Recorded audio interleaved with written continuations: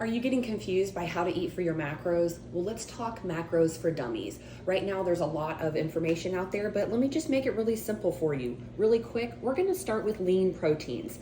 Often we think protein, we think, shrimp, chicken, salmon, peanut butter, beans, things like that. But you know what? You can actually be misinterpreting how you can start with the lean protein. So let me show you here on this section the lean proteins that have little to no carbs and little to no fat. This is a great place to start with your meal, and then you can build up from there.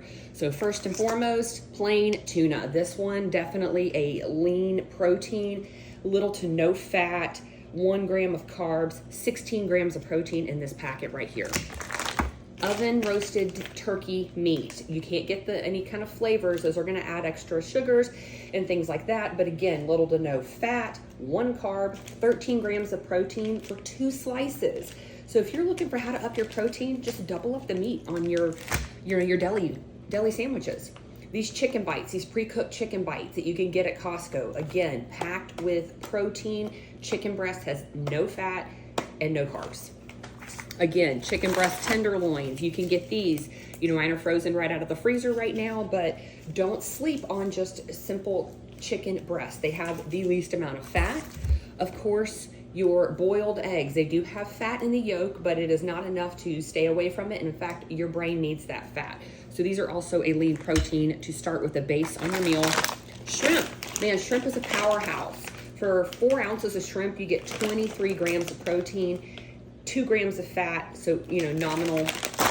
And then of course my all-time favorites are non-fat Greek yogurt and low-fat cottage cheese. Now with cottage cheese, it does have a lot of sodium in it, so be careful not to eat this all day long.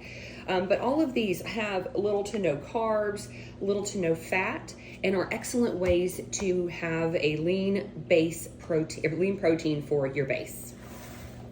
Now we're going to talk about other proteins that are excellent sources, but they have other macronutrients in them that you need to keep in mind when you're tracking your macros. For example, salmon is an incredible source of protein. We've got 23 grams of protein for 4 ounces. However, we also have 18 grams of fat. This is good fat. You need fat. I'm not hating on fat, but just keep in mind, if you're going to have salmon for dinner, then you need to make sure that you're not overdoing on your fat in other places.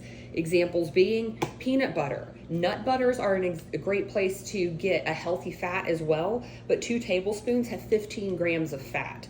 And I only eat 60 to 63 grams of fat a day. So we're talking about, a chunk of it when you take with just the peanut butter. So keep in mind how much fat is in those. And then we've got black beans. These are an amazing source of protein. They also have carbs. We've got good fiber in here and carbs from the beans.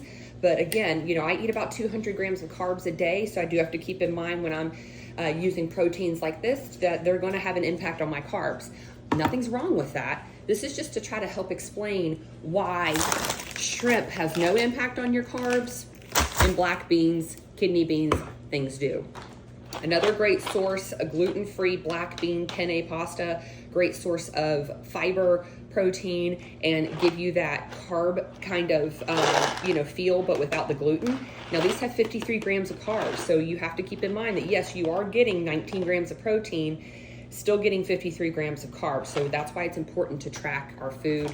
And then lastly, one of my favorite things here at the house are these Just Bare breaded chicken little breasts. These are the chunks. You can get them at Costco and Kroger. They're lightly breaded, so they have 16 grams of protein and only 9 grams of carbs with that breading.